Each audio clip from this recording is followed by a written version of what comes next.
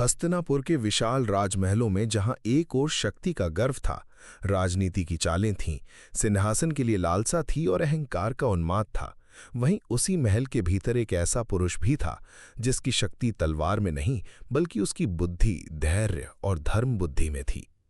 वो व्यक्ति युद्धभूमि में हजारों योद्धाओं को परास्त करने वाला वीर नहीं था, लेकिन उसके शब्दों में इतना सामर्थ्य था कि यदि उन्हें सुन लिया जाता तो शायद महाभारत जैसा विनाशकारी युद्ध कभी होता ही नहीं। वो पुरुष था विदुर। महाभारत के असंख्य पात्रों में विदुर का व्यक्तित्व सबसे अधिक मानवीय और गहराई से भरा हुआ प्रतीत होता है। वे नायक भी नहीं थे और खलनायक भी नहीं।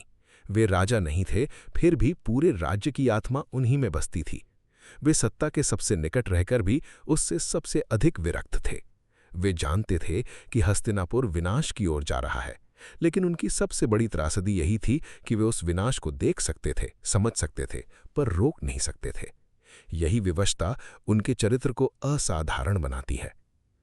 विदुर का जन्म स्वयं एक प्रतीक है। महाभारत के अनुसार जब राजा विचित्रवीर्य की मृत्यु के बाद कुरुवंश संकट में पड़ गया, तब माता सत्यवती ने महर्षि व्यास को नियोग के लिए बुलाया। व्यास के तेजस्वी और तपस्वी स्वरूप को देखकर रानी अंबिका भयभीत होकर आंखें बंद कर बैठीं, जिससे धृतराष्ट्र जन्म से अंधे हुए। दूसरी रानी अंबालिका भय से पीली पड़ गईं और पांडु दुर्बल शरीर वाले उत्पन्न हुए।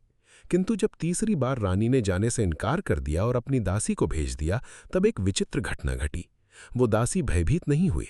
उसने व्यास का आदरपूर्वक स्वागत किया, उनके तेज को सहन किया और शांत मन से उनके सामने उपस्थित रही। उसी मिलन से विदुर का जन्म हुआ। ये जन्म केवल एक सामान्य घटना नहीं था। महाभारत में कहा गया है कि विदुर स्वयं धर्मराज यम के अंश थे। एक ऋषि के शाप के कारण धर्मराज को मनुष्य रूप में जन्म लेना पड़ा था।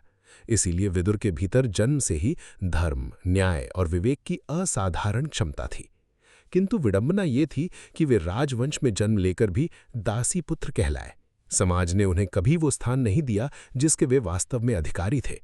यही अपमान शायद उनके भीतर एक गहरी विनम्रता और वैराग्य लेकर आया।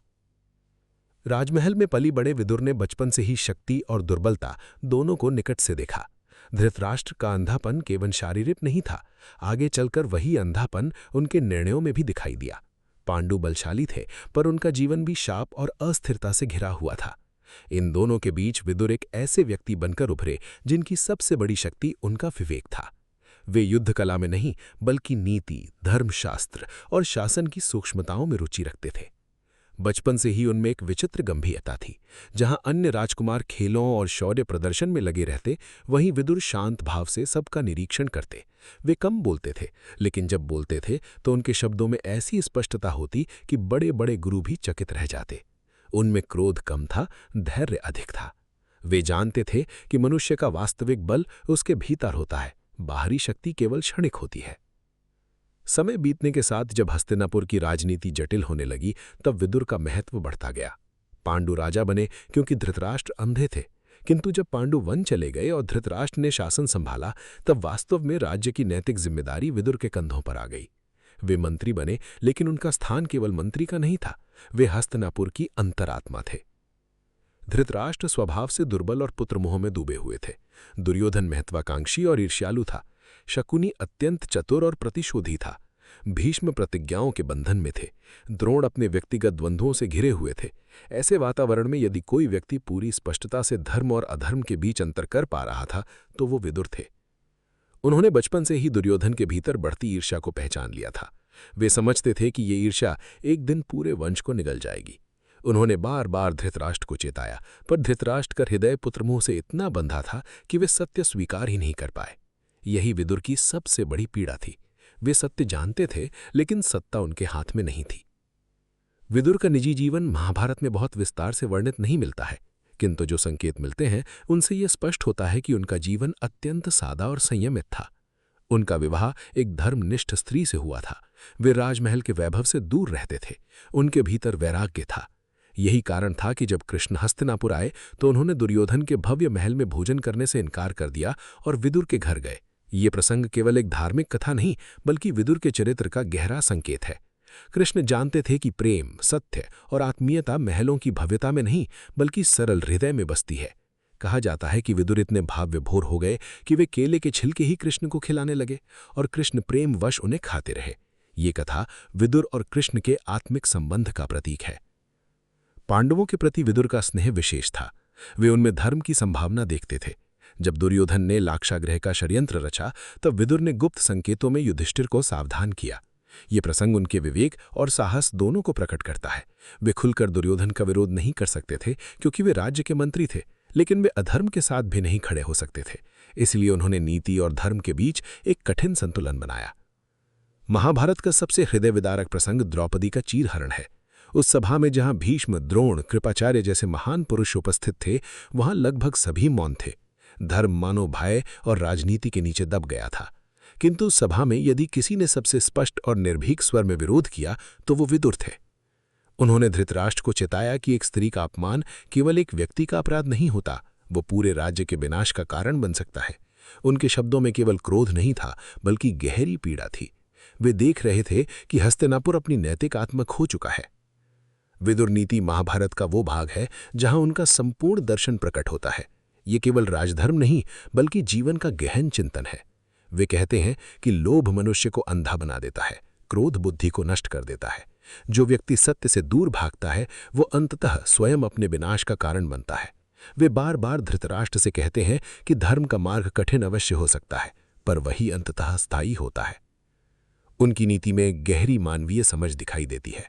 वे जानते थे कि मनुष्य केवल बाहरी शत्रुओं से नहीं हारता, वो अपनी कमजोरियों से हारता है।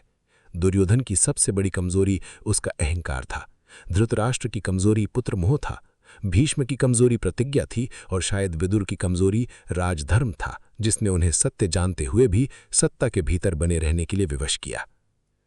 कृष्ण और विदुर का संबंध महाभारत में अत्यंत विशेष है। कृष्ण केवल विदुर के ज्ञान का सम्मान नहीं करते थे, वे उनकी आत्मा की पवित्रता को पहचानते थे। विदुर उन कुछ लोगों में थे जिन्होंने कृष्ण को केवल राजनीतिज्ञ या मित्र नहीं, बल्कि ईश्वर के रूप में समझा। जब कृष्ण शांति प्रस्ताव लेकर हस्तिनापुर आए तब विदुर जानते थे कि दुर्योधन उसे कभी स्वीकार नहीं करेगा। फिर भी उन्होंने अंतिम क्षण तक आशा नहीं छोड़ी। युद्ध के पूर्व विदुर ने धृतराष्ट्र को अंतिम बार समझाने का प्रयास किया। उन्होंने कहा कि यदि अभी भी दुर्योधन को रोका जाए तो विनाश टल सकता है, किंतु धृतराष्ट्र का मोह इतना प्रबल था कि वे निर्णय नहीं ले सके। यही महाभारत का सबसे बड़ा शोक है। सत्य उपस्थित था, लेकिन उसे स्वीकार करने का साहस किसी में नहीं था। कुरुक्षेत्र का युद्ध आरंभ हुआ।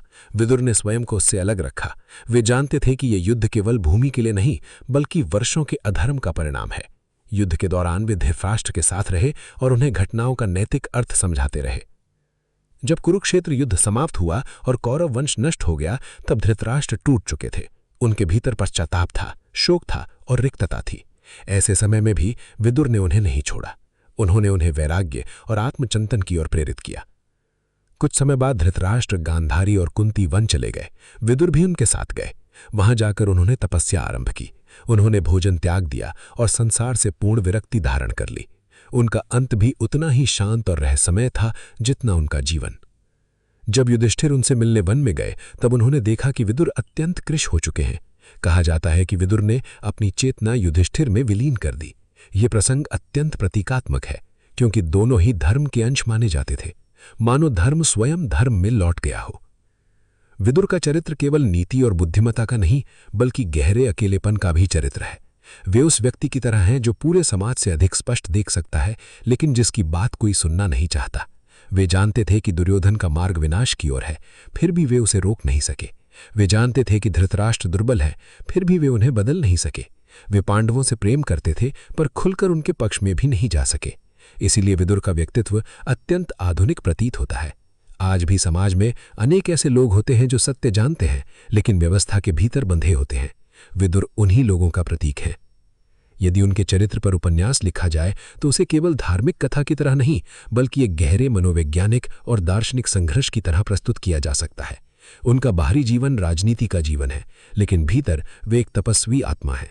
वे युद्ध नहीं लड़ते, फिर भी सबसे बड़ा युद्ध उनके भीतर चलता रहता है, धर्म और सत्ता के बीच, सत्य और विवशता के बीच। महाभारत में अर्जुन वीरता का प्रतीक है, भीष्म प्रतिज्ञा का, कृष्ण दिव्यता का, लेकिन विदुर विवेक का प्रतीक है। वे बताते हैं कि बुद्धि तभी महान है जब उसमें नैतिकता हो। धर्म केवल पूजा या शास्त्र नहीं, बल्कि कठिन परिस्थितियों में भी सत्य के साथ खड़े रहने का साहस है।